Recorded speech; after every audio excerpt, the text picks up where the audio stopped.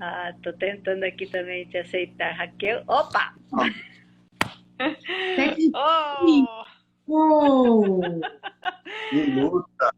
ai, É teste, viu? É teste de paciência. não, é teste de fé, é teste de fé. É teste de Porque, É paciente. nossa, esse negócio tive que mudar. Mas que maravilha que deu certo, né? Que da outra vez já a gente tentou e a internet não ajudou, mas com a graça de Deus vai dar certo. É um prazer para Então, nós conhecer um pouquinho mais desse casal tão abençoado, que a gente estava conversando com eles agora, que a gente se encontra muito rapidamente, a gente conversa de atualidades, de coisas que está acontecendo, mas a gente não se conhece muito, né? E essas lives, né, têm nos ajudado a conhecer um pouquinho mais dos nossos missionários. E hoje vamos ter o privilégio de saber um pouquinho mais quem é o pastor Luiz Augusto, quem é a Raquel, de onde vocês são. Vocês vão falar um pouquinho também dos seus filhos. Já estão todos criados, né? Que bom, que bom. Sejam muito bem-vindos, viu? Obrigada. Obrigado. Para nós é muito bom estar com vocês. E, sobretudo, agradecer por esse momento onde nós podemos nos unir através dessa plataforma, né? Dessa rede social. Então, é muito bom. Nós que vivemos aqui, temos poucos contatos assim fraternais, né? Uhum. Então, para nós é um privilégio. Obrigada pelo convite. Sim. Ah, que bom, que bom. A gente também está muito feliz de poder conversar um pouquinho, conhecer um pouquinho de vocês.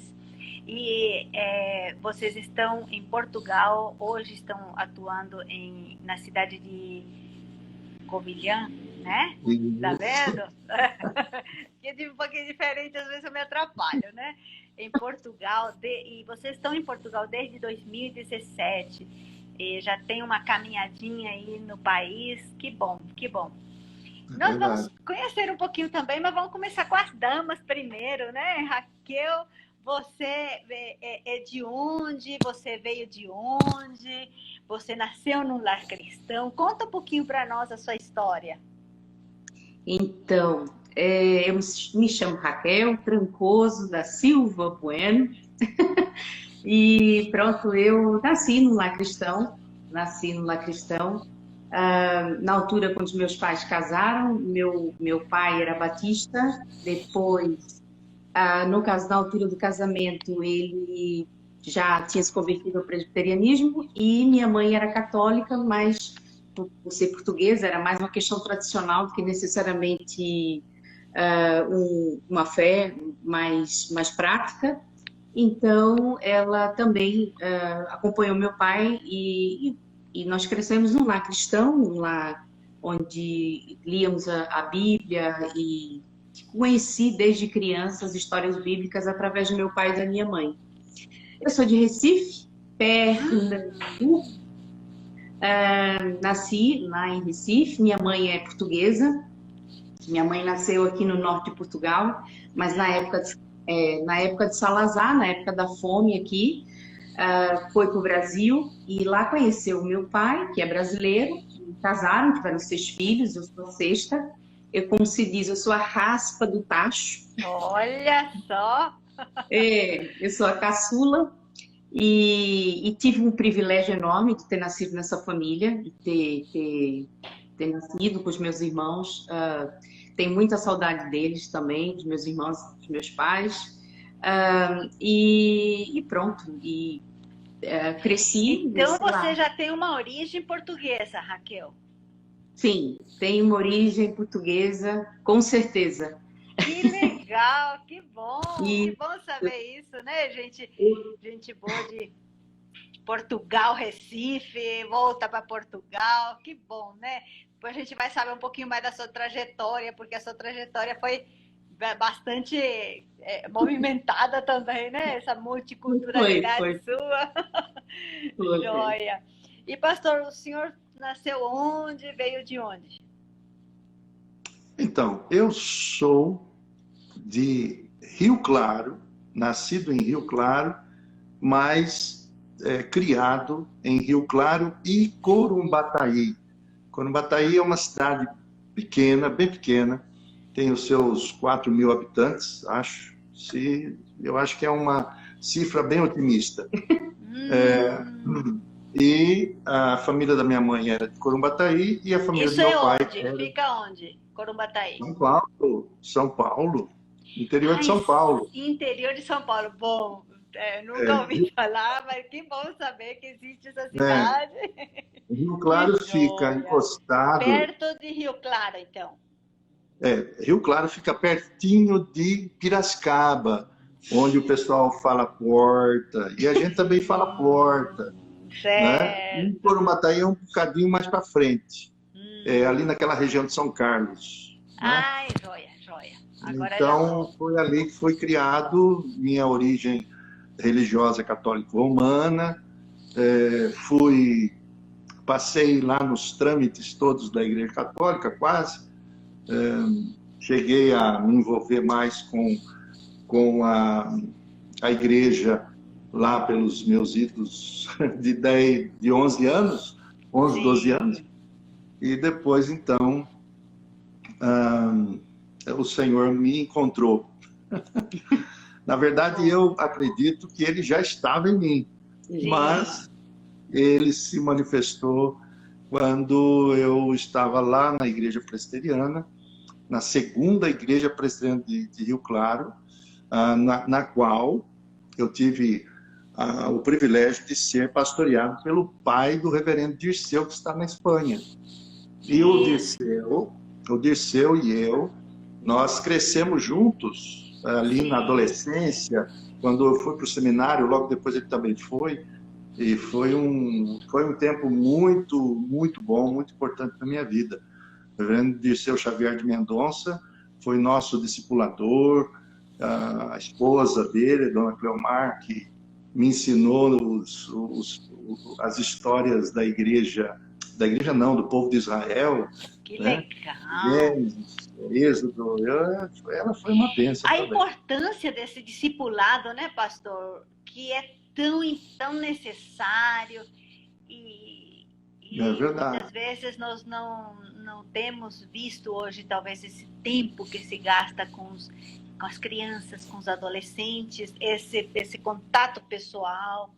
E Verdade. a gente tem observado, né, e conversado com outros pastores desse crescimento espiritual, inclusive do chamado missionário na infância, na adolescência, que eu acredito que também essa geração, né, Dirceu, o senhor, talvez outros, né, influência do discipulado pessoal, que bênção, que bom. Bom resgatar sempre isso, né? Foi uma época muito importante. Ali foi 1982, 1981, 82, e logo em 84 eu larguei, eu queria seguir a carreira de engenheiro elétrico, naquela época das FUVESTs da vida. Sim. Então eu acabei fazendo a primeira fase, depois disse para o pastor, reverendo, eu não aguento mais, eu preciso ir para o seminário. E aí, então, primeiro eu fui para Campinas, passei 1 ano e meio em Campinas, depois soube, porque o Dirceu já estava lá no Nordeste, lá no Recife, e ele dizia para mim, rapaz, venha embora, porque aqui você vai encontrar um senhor chamado Francisco Leonardo, um holandês, etc. Eu fui para cá e deixei o seminário de Campinas e fui para lá. E foi outra bênção que eu ganhei, porque até hoje o reverendo Francisco Leonardo, ele é um mentor para nós também. Uma vez por outra a gente bate um papinho rápido através do e-mail. Tá vendo como isso é bom? Porque ele também marcou minha vida, nossa vida no SEM. Na época que ele estava no SEM também, fui aluna dele. Bênção que Deus nos presenteou, né? De ter uma pessoa dessa na nossa caminhada, né? Convicção Missionária, o famoso Pistós, né? Que ele certificava. Então você já sabe todos os versículos Obadias. Todos os Obadias. Tá vendo a senha? Ótimo. Raquel, e você também andou bastante pelo mundo. Como é que foi sua trajetória? Minha trajetória, acho que minha experiência fora, como eu tenho a nacionalidade portuguesa, né, por causa da minha mãe, então eu tive acesso a morar em outros países, mas morei na Suíça especificamente, né? Morei quando meu irmão estava lá já a morar uns 5 anos, fui lá e passei 1 ano a morar na Suíça. Sim. E especificamente foi lá que eu tive um encontro mais pessoal com o Senhor, né? Foi lá que quando eu voltei para o Brasil, voltei decidida a fazer o Instituto Bíblico ou algo do gênero, porque eu queria conhecer mais da palavra, eu queria ter mais, encontrar o Senhor daquela palavra, e foi muito bom, muito positivo para mim. Então foi muito bom do ponto de vista transcultural, porque quando você sai, você conhece outras culturas e você passa a respeitar outras culturas também. Foi o que aconteceu comigo já com 22 anos, quando eu fui para a Suíça e regressei a casa, vim para Portugal. Ai, que bom, né? O sangue já foi te chamando, né? Olha, mas por acaso, como Deus é, viu, Emma? Eu não tinha planejado isso. Não tinha planejado. Foi uma coisa, assim, realmente a gente viu Deus se manifestando nas circunstâncias, porque era algo que a gente não tinha planos. Não estava nos seus planos, né? Que de coisa, jeito né? nenhum. Que bom, mas estava no plano de Deus, né? Ele foi só revelando aos poucos, que bom. Ele já tinha todo o caminho, já estava sendo trilhado, né? E como é que surgiu essa questão da vocação missionária? Pastor, o senhor pastoreou vários anos no Brasil, se envolveu também no seminário, nesse mundo acadêmico. Conta um pouquinho dessa trajetória e depois como surgiu essa questão de desenvolver um ministério transcultural. Então, Emma, eu julgo para mim que o meu chamado vocacional começou quando eu saí da minha terra, da minha família. Uhum. Então, quando eu fui ao seminário, primeiro Campinas, e depois, então, dei um salto transcultural aí de 3.000 quilômetros para Recife, né? Ali, acredito que começou a minha jornada missionária, né? É claro que, do ponto de vista mais amplo, do ponto de vista mais restrito, então, isso se deu durante o final dos meus estudos teológicos. Tive colegas que foram extremamente importantes na minha vida também, como Ronaldo Lidório. Nós somos colegas de seminário, fomos colegas de seminário do Norval Oliveira, colegas de seminário, outros colegas que hoje estão servindo até na PNP, não é? Então, eu ainda me lembro, por exemplo, eu sempre digo isso no Norval, que o primeiro sermão missionário que eu ouvi foi o dele, o sermão de prova dele no seminário. Já foi o sermão missionário, o sermão de prova? Coragem, hein? Ele botava para quebrar, né? Como dizia a gente. Que legal! Para quebrar. E depois, então, no seminário tive vários colegas. Tenho o prazer aí do reverendo Geomário estar aí conosco, está seguindo. O Geomário é de Taguatinga, querido nosso também. Temos outros irmãos, amigos. Ex-aluno seu, já estão mandando um abraço aqui também, que foi seu aluno quando era diretor do IBN, né? Que bom. Tive uma grande bênção na minha vida quando eu fui designado para assumir a direção do Instituto Bíblico. Foi lá em Garanhuns. Garanhuns fica a uns 210 quilômetros de Recife. E depois, então, depois de 6 anos lá em Garanhuns, pastoreei algumas igrejas lá. aí acabei voltando para o Recife para poder assumir a direção do Seminário Presbiteriano do Norte. Eu assumi por 3 anos.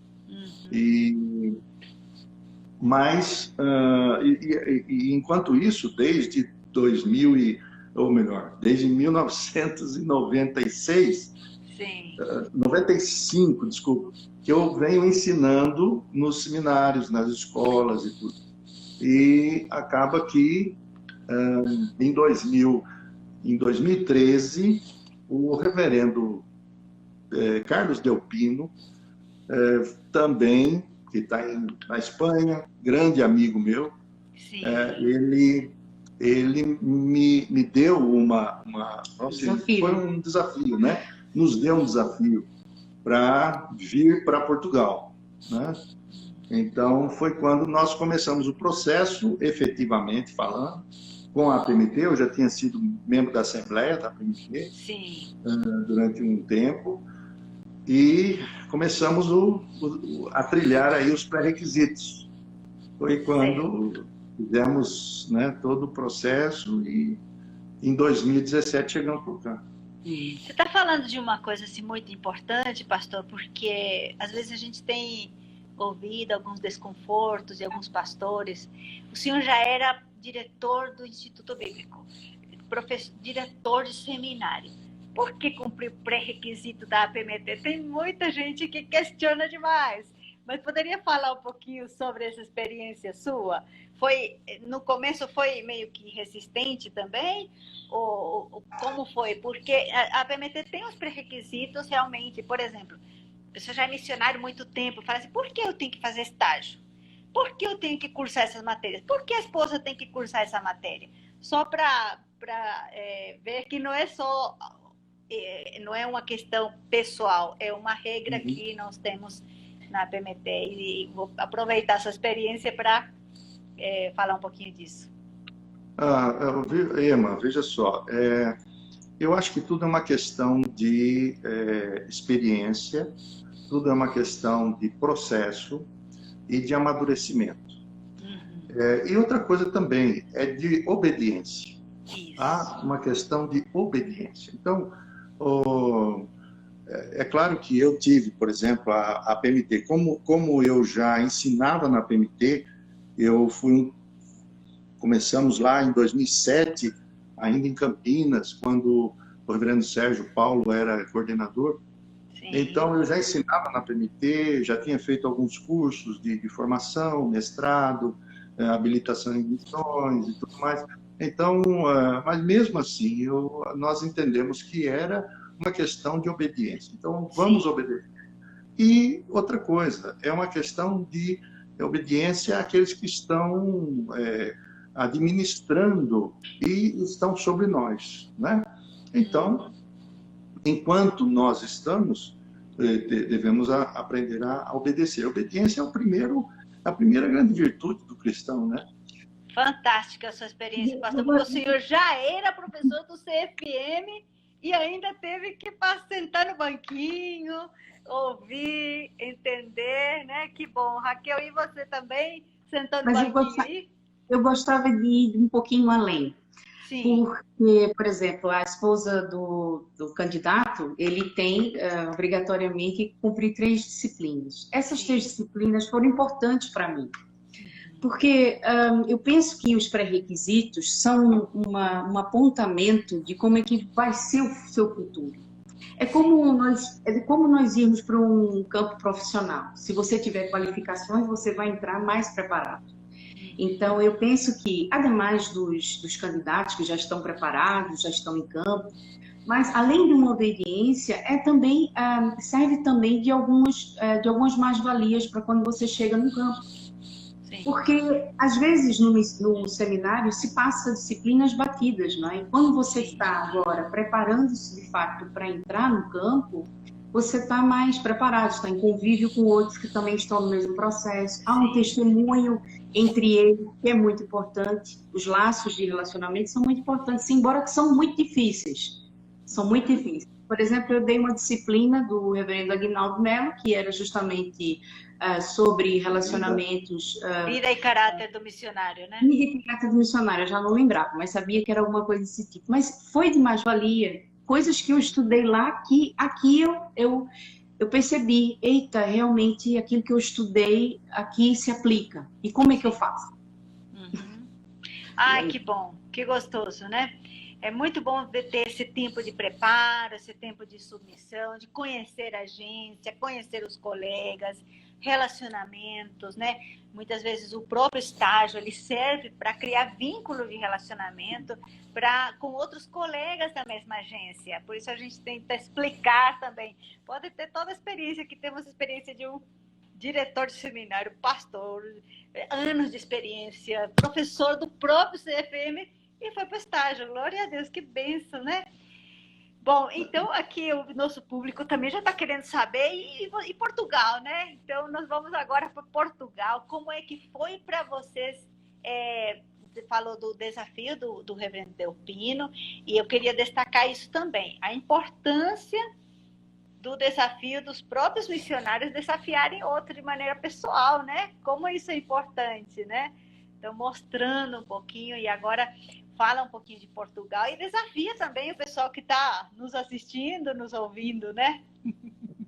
Então, é bem importante, mas a questão não é apenas o desafio, mas é fazer o desafio de maneira coerente e real.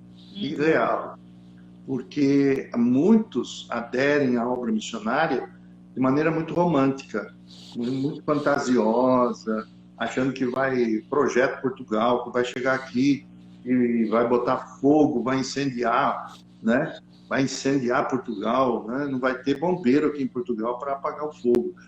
Então, desculpa a brincadeira, mas eu já ouvi isso, né? Olha, Deus, eu vim para cá para botar fogo nas igrejas, para poder, nas poucas igrejas, né? Outros dizem assim, eu tenho recebido alguns contatos, né? Pessoas que dizem assim, professor, pastor, eu quero ir para Portugal, quanto é que você está ganhando? Essa é uma pergunta isso, né? Que sempre fazem. E o seminário, há quantos seminários aí? Não é? Quantas igrejas, como é que está o movimento aí? Então, eu sempre digo que Portugal é um dos grandes desafios que nós temos hoje, mesmo sendo a língua portuguesa. Por quê? Hoje, e desde sempre, Portugal ele está dentro da janela 1040. Por incrível que pareça, Portugal é um país onde é um dos países menos evangelizados do mundo. Nós temos aqui, por exemplo, cristãos evangélicos, deles não temos mais do que menos de 1% da população. Menos de 1% da população. Então, é um país que precisa grandemente de evangelização, de plantio de igrejas, envolvimento com a sociedade, porque sem isso nós podemos acabar vindo para cá e replicando o modelo brasileiro. E é o que eu também tenho visto por aqui. Muitos missionários, quando chegam aqui, eles replicam o modelo do Brasil.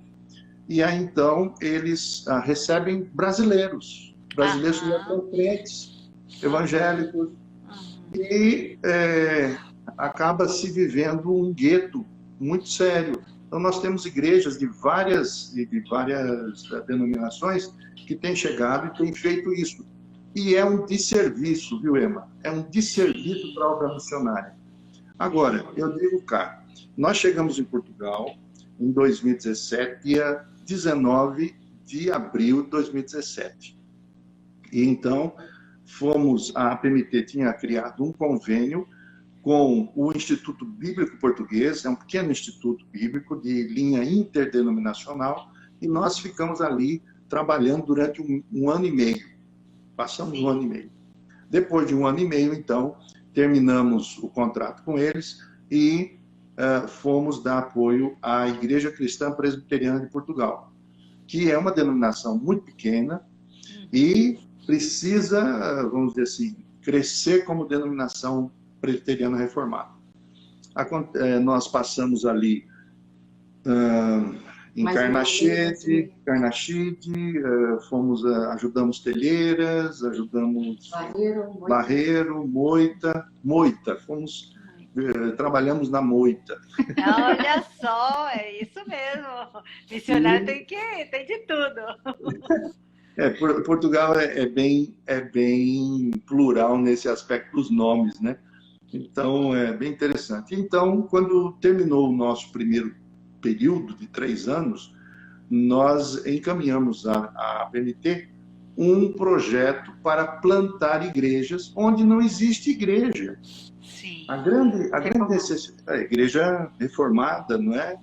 Igreja bíblica, não é? Sim. Igreja bíblica reformada. E acontece, então, que a PMT ela aprovou o projeto para nós nos estabelecermos aqui na Covilhã. Certo. E desde outubro do ano passado. Outubro do ano passado, vai estar fazendo 1 ano agora. E nós chegamos aqui no meio da pandemia. Né? No meio da pandemia. Quer dizer, tudo muito novo, tudo muito recente, mas nós tínhamos feito uma pesquisa, não é? Sim. E que nos deu uma certa visão sobre a necessidade de trabalho. Por exemplo, em Covilhã aqui existe apenas uma Assembleia de Deus, umas 3 ou 4 igrejas de linha mais neopentecostal, mas não existem, por exemplo, igrejas batistas, nem igrejas presbiterianas, nem igrejas metodistas.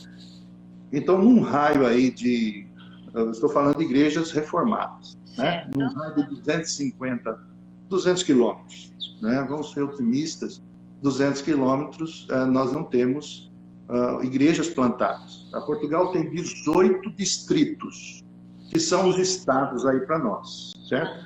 Os 18, somente temos 2 distritos, o Porto e Lisboa, que possuem igrejas presbiterianas. Fora disso, você não encontra igrejas presbiterianas reformadas, né? Então, nós precisamos de pessoas aqui para plantarmos, por exemplo, igrejas no sul, no norte, no centro, Noroeste, para Bragança. Bragança, sim, Bragança. Né? Então, nós temos... agora, a ICPP parece que começou um trabalho em Braga. Mas aqui para o centro, principalmente bem central mesmo, como nós estamos aqui ao pé da Serra da Estrela, nós temos uma grande necessidade. Que interessante assim, conhecer um pouco. E como vocês estão encarando esse tempo de chegar numa nova cidade, pandemia, como está sendo esse projeto de vocês? O que vocês estão planejando, projetando, realizando nesse tempo? Eu acho que a Raquel estava contando esses dias assim, porque ela gosta muito de se relacionar, né, Raquel? Então, eu creio que um dos projetos de missionários, né, um dos principais é realmente investir em relacionamentos, né? Então, como é que vocês estão fazendo nesta época e o que está dando para fazer e o que não está dando para fazer? Bom, nós chegamos justamente na pandemia aqui na Covilhã, né? Então, praticamente de julho para cá desse ano é que a coisa, aos poucos, o governo começou a liberar para encontros ou uma coisa ou outra de desconfinamento.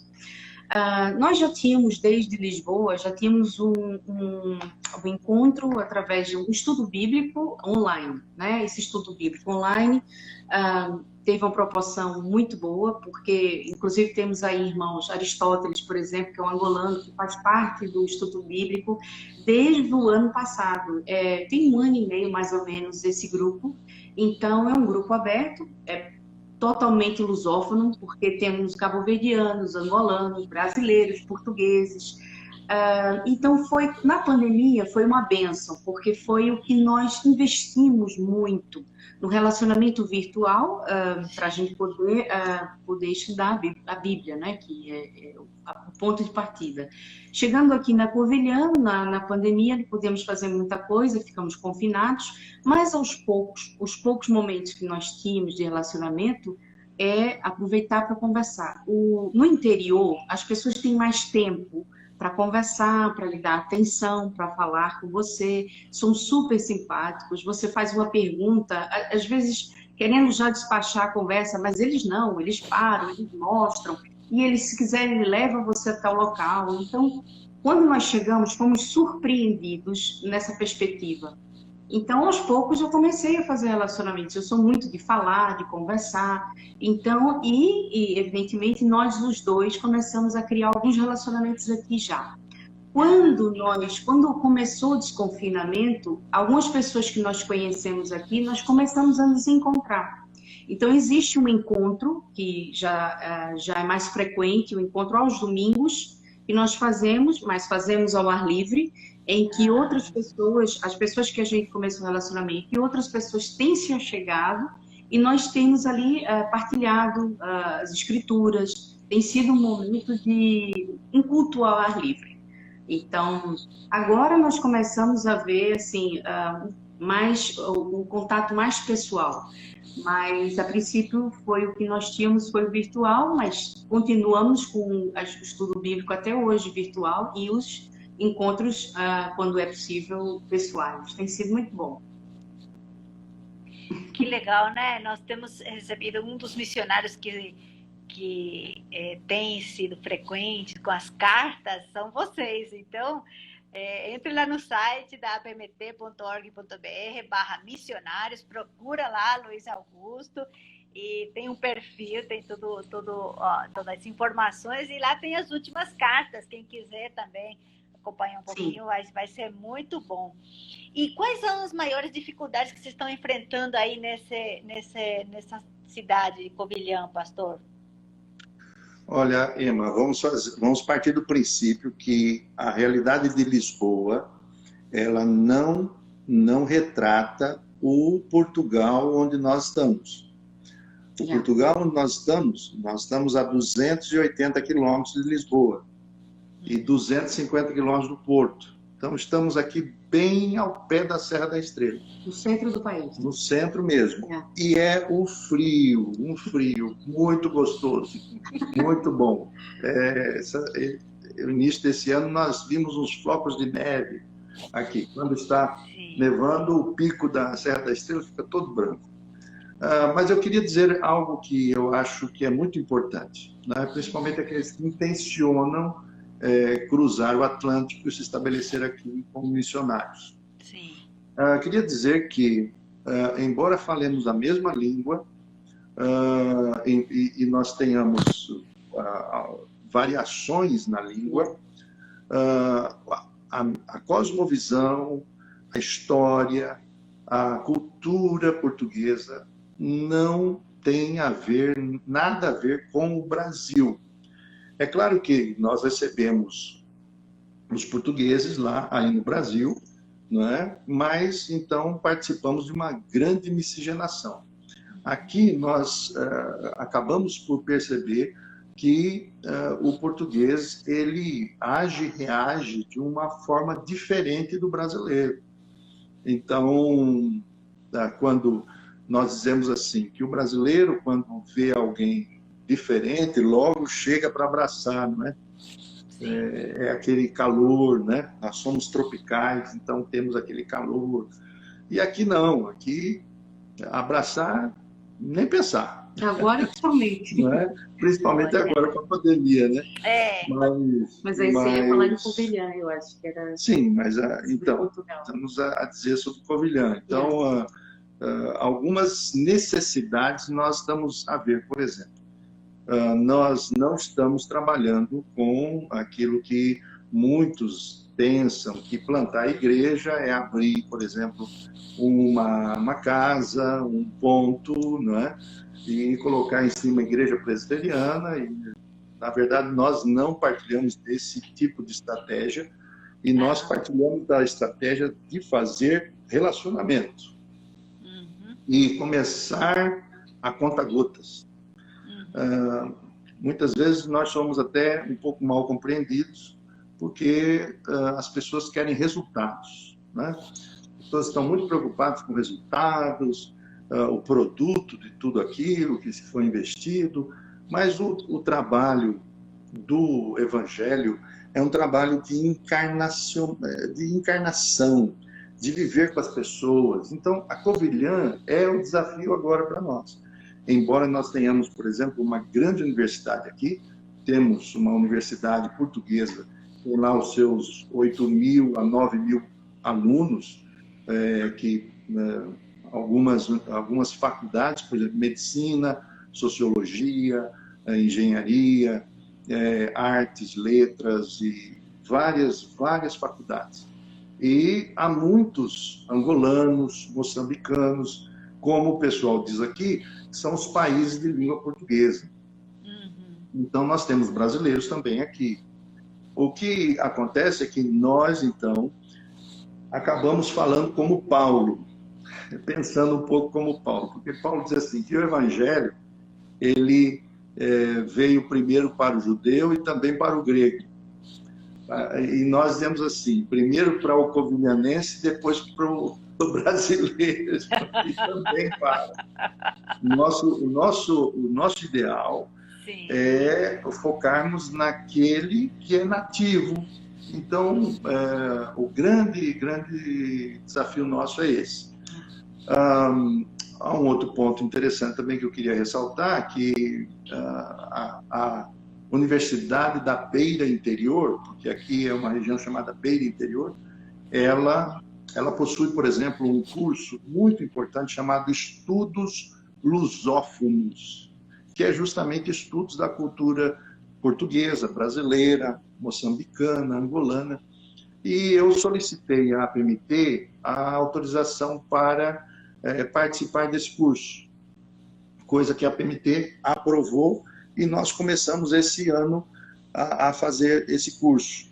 Muito interessante. Outro ponto, precisamos conhecer a cultura do povo verdadeiramente, não superficialmente, como as pessoas pensam, né? Mas é mais aprofundado, precisamos conhecer, o missionário precisa conhecer. Então, a Covilhã, ela tem essa característica, ela tem algumas pessoas que são, vamos dizer assim, de outros países, mas nós também temos esses que vivem aqui. Nós queremos desenvolver o evangelho de relacionamento com eles. E com certeza, esses cursos são muito importantes porque também abre portas de relacionamentos, né?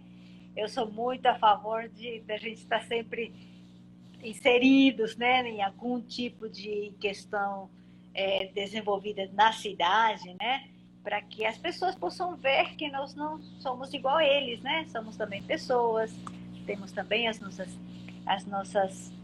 nossa maneira de ser, de pensar, isso ajuda muito nesses relacionamentos. Que bom! Tem alguma particularidade, peculiaridade que vocês gostariam de comentar um pouquinho mais sobre Portugal ou sobre Covilhã mesmo? Eu queria falar uma coisa. Desculpa, eu só complementando um pouquinho da palavra do Luiz. É porque é muito importante, a gente tem pouco tempo, poucos momentos como esse, são preciosos, então a gente tem que...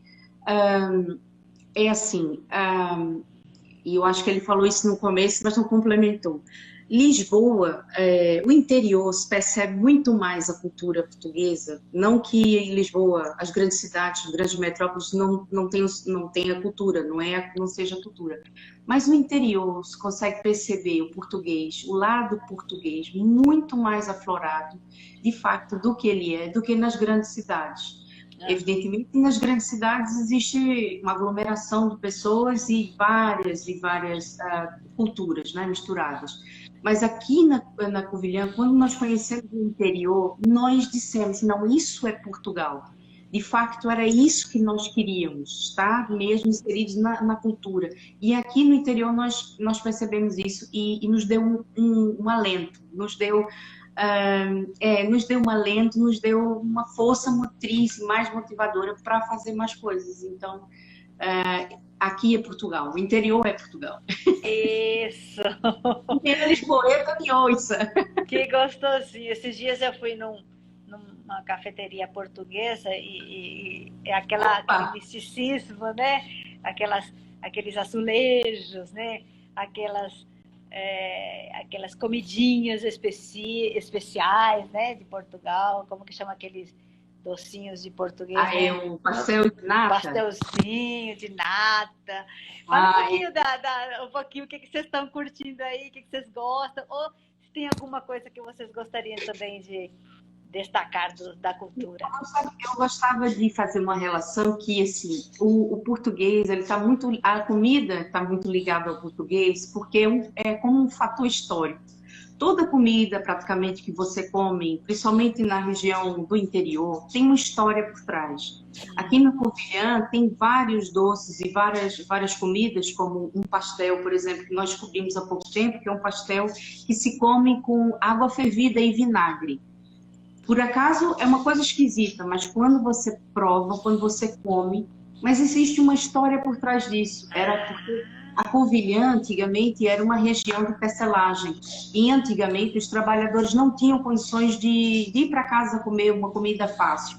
Então essa era a forma que eles tinham de levar sua comida, esquentavam a água e comiam aquilo. Então tudo para o português tem uma história por trás. Então, se você ama a cultura portuguesa, conheça a história. Você vai comer com muito mais gosto. Ai, com certeza, que bom. Você tem alguma coisa? Não, essa fase eu acho que eu já está passando, sabe? Quando eu cheguei aqui, vi o pão, vi os queijos, embora que os queijos ainda são complicados para mim. E o pão também, né? A gente precisa ter limites. Mas é muito, muito bom. Mas tem alguma coisa interessante que você queria ressaltar aqui? Queria dizer que Covilhã é apenas uma das muitas cidades que clamam, né? Tem uma necessidade incrível, porque, embora Portugal seja considerado um país cristão, pouquíssimas pessoas conhecem Jesus Cristo, não é? De acordo com os evangelhos. Infelizmente. É claro que não posso generalizar, mas a grande verdade é que o relativismo chegou por aqui, o ateísmo, agnosticismo, as novas gerações são extremamente racionalistas, então nós precisamos anunciar o Evangelho, de modo que esperar que o Espírito Santo ilumine pessoas, né? As pessoas aqui. Então, esse tem sido o nosso caminho. É claro que nós os pautamos pelo discipulado, né? Pelo ensino, e tudo isso é fundamental. Acho que nós precisamos repensar um pouco o sistema da obra missionária em termos de não só colocar o nome da denominação em determinado país, mas focar na necessidade de nós ensinarmos e praticarmos com eles o Evangelho. Nós vamos chegar à conclusão, Jesus estava aqui antes de eu chegar. Não é? Então essa é a grande também descoberta do missionário, né? Sim. O missionário ele vai acabar descobrindo que Jesus já estava lá, salvou várias pessoas e que agora ele vem para poder também, de alguma maneira, ajudar. Ser um facilitador. Ser um facilitador. Sim. Um facilitador. Certo. Né? E nisso tudo tem uma questão que às vezes a gente não consegue processar muito, né? Que é a questão do tempo. Né? Sim, porque foi colocado na nossa cabeça que nós temos que produzir resultados. E nós não produzimos resultados. Quem produz é Ele. Sim. Não é? É o Espírito Santo.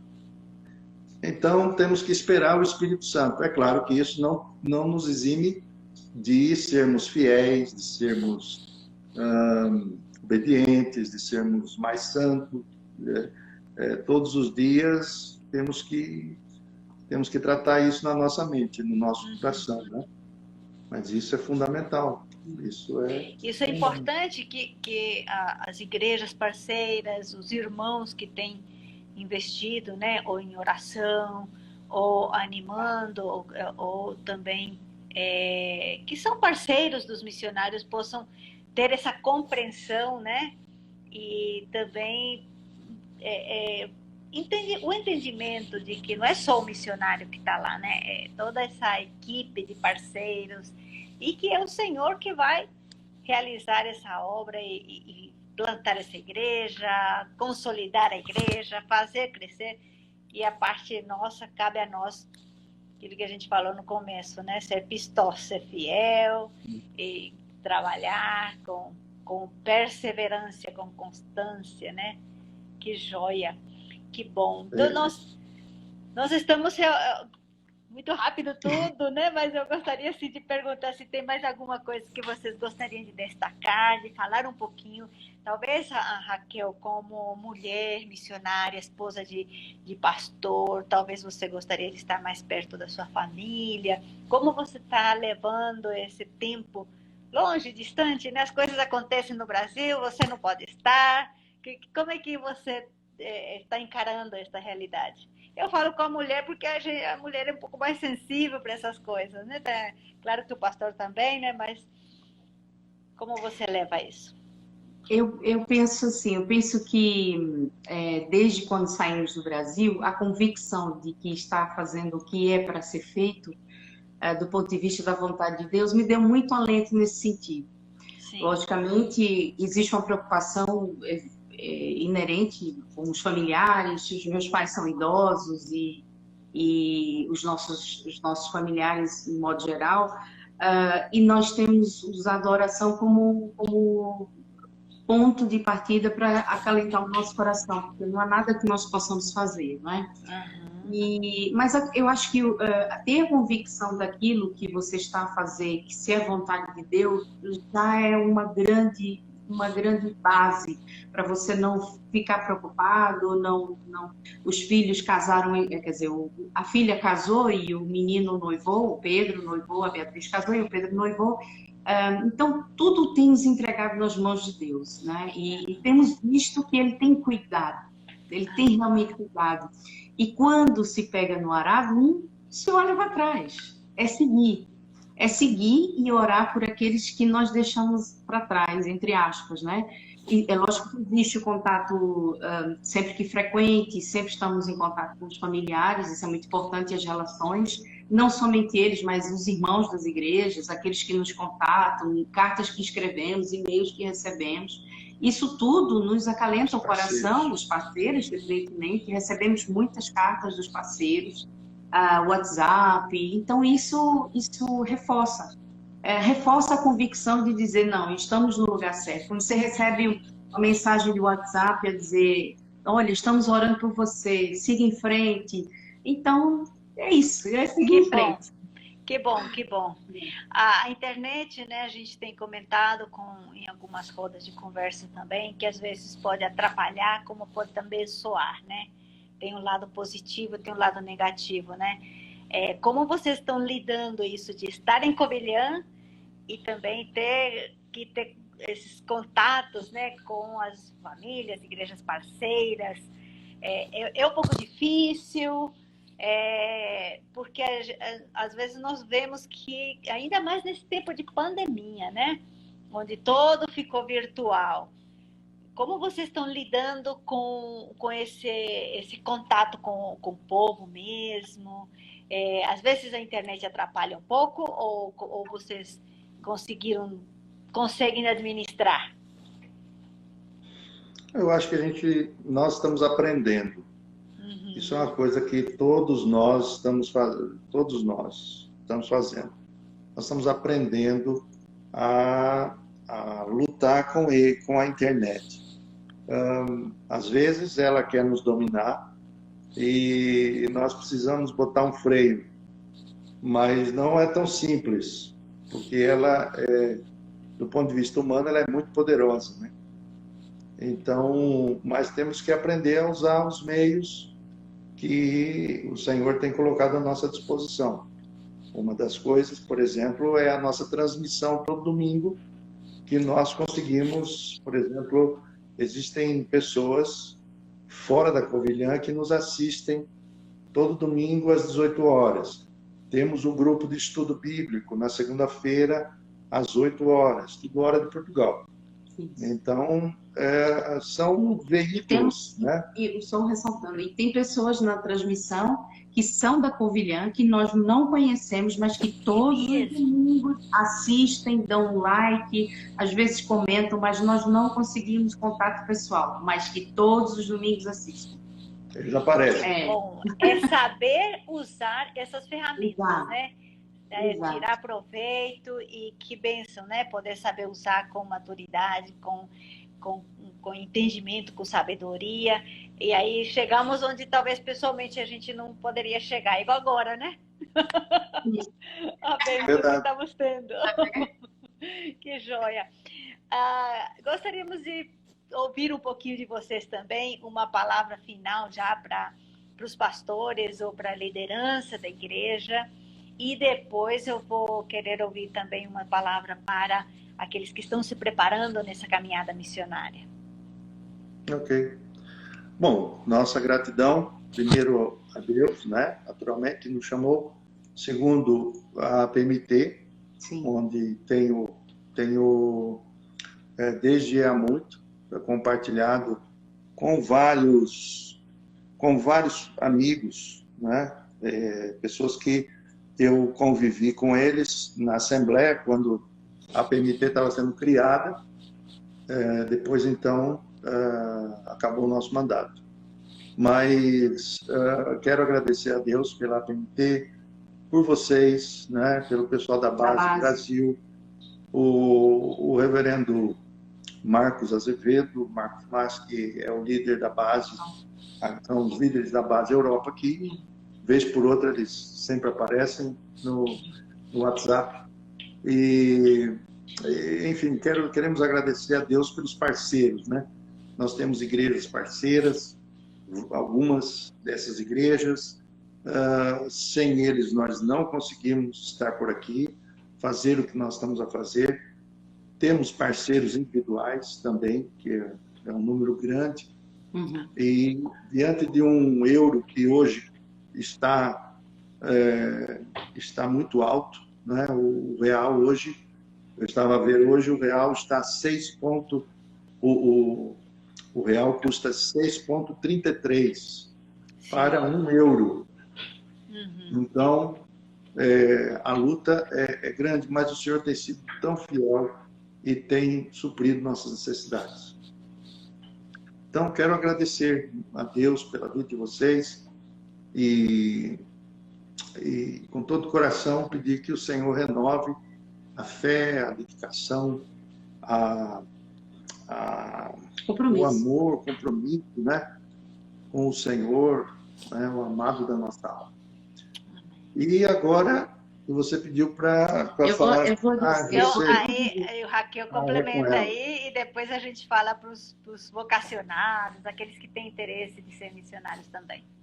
Pois eu ia falar para eles. Será que vai acabar? Mas o que eu gostava de dizer, o que eu gostava de dizer com pouco tempo, mas é que... Não tem problema. Vamos esticar um pouquinho mais, pastor, porque agora o Instagram não está derrubando mais, então a gente pode entrar um pouquinho mais, tranquilo. A bênção da tecnologia. Da tecnologia aí, né, bênção? Eu gostava de incentivar você, cristão, que sente no coração o desejo de servir ao Senhor em outro país, que você continue a orar fervorosamente sobre isso. Certamente que, se for da vontade do Senhor, Ele vai lhe abrir as circunstâncias. Uma situação, um momento muito difícil é sempre o levantamento de sustento. Mas aquele que é fiel sempre. Ele não vai... isso não vai ser uma preocupação para você durante muito tempo. Então, persevere, se é a sua vontade, se é uma vocação, se tem essa convicção no coração de servir o Senhor no campo transcultural. se prepare devidamente, cumpra os pré-requisitos na obediência e aproveite que quando você estiver no campo missionário, você vai lembrar de muitas disciplinas que você deu no preparo. Oh, verdade. E que Deus lhe abençoe e seja fiel. Esse é um recadinho. É um recadinho. Certo. Quer complementar alguma coisa? Precisamos de pessoas experientes e que possam vir, porque uma coisa é como eu disse, Portugal, não se enganem. Se querem fazer um trabalho sério, então foquem naquilo que vocês foram instruídos na questão do preparo transcultural, que é uma outra cultura.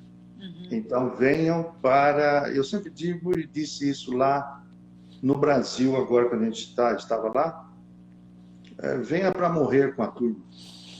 Entendeu? Porque turismo, nós estamos já... O reino de Deus não se faz de turismo. Então venha para morrer com eles. Dá a sua vida, dá a sua vida. E não pense que, como Paulo disse lá para Festo, ou melhor, para os presbíteros de Éfeso, e ele cumpriu todo o conselho de Deus, né? Às vezes nós ouvimos muito pastor dizendo, eu cumpri todo o conselho de Deus, agora vou embora. Pensa bem antes de falar essas coisas, viu? Sim, porque é muito importante essa continuidade também, por causa desses vínculos de relacionamento mesmo, né? Que depois de uns 5, 10 anos, aí que eles te veem como da cidade e você também se sente da parte do local, né? Que bom, que bom. Alguns pedidos de oração que vocês queiram deixar aqui conosco? Sim. Primeiro, pela nossa saúde, para que nós possamos continuar com saúde aqui para fazer. Sem saúde nós não fazemos nada, não é? Segundo, pelos filhos que estão lá. A Beatriz está trabalhando como intensivista em 3 hospitais do Recife. O Pedro está trabalhando como programador na área de TI. Pedro espera se casar agora no ano que vem. Beatriz casou-se em agosto. Também nós pedimos que Deus abençoe também o casamento dela. E também pela minha sogra, pela Dona Rosa, seu Birajara, meu sogro, né? E nós sempre nos preocupamos com eles. Sim. Minha sogra precisa fazer uma cirurgia muito séria na cabeça do fêmur, e ela entrou agora na fila do SUS para ser chamada. Vamos orar e esperar que ela seja chamada, né? Orar também pelos desafios que temos aqui, contatos. Temos um casal muito querido de colombianos que falam muito bem português. Nós os encontramos aqui e temos... Foi um contato do reverendo Delpino? Pois, e ele está conosco, está caminhando conosco. Temos alguns brasileiros que, por causa da universidade, já se fizeram conhecidos, alguns estão conosco, mas nós queremos mais, pelos contatos da universidade, professores, funcionários, né? Então é muito desafiador aqui. Que bom, foi muito bom conhecer um pouquinho mais sobre a trajetória de vocês, sobre a vida que vocês estão levando um pouquinho aí também nessa cidade de Covilhã, da Covilhã, né? Você fala da Covilhã. E nós desejamos também que o Senhor fortaleça vocês, dê sabedoria nesses relacionamentos, nesse processo de adaptação aí, que agora o pós-Covid, né? Que vocês também possam, as portas possam ser abertas.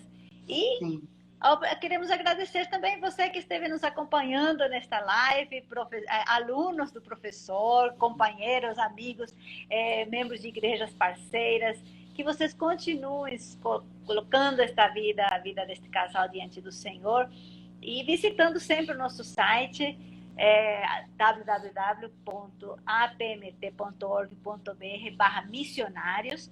Aí você vai ter todos os missionários, você pode colocar na lupinha lá o nome do pastor Luiz Augusto Bueno, e você vai encontrar as últimas cartas dele, você vai conhecer um pouquinho mais do projeto também.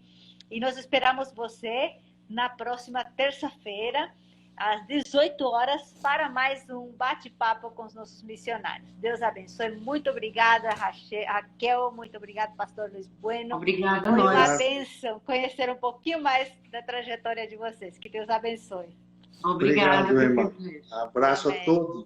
Sim. Amém. Aqui o pastor Agripino, o pastor Sérgio, tá todo mundo mandando abraço também, tá? Um abraço. Obrigado. Até mais. Tchau, Até tchau. mais. Obrigada. Até. Tchau, tchau.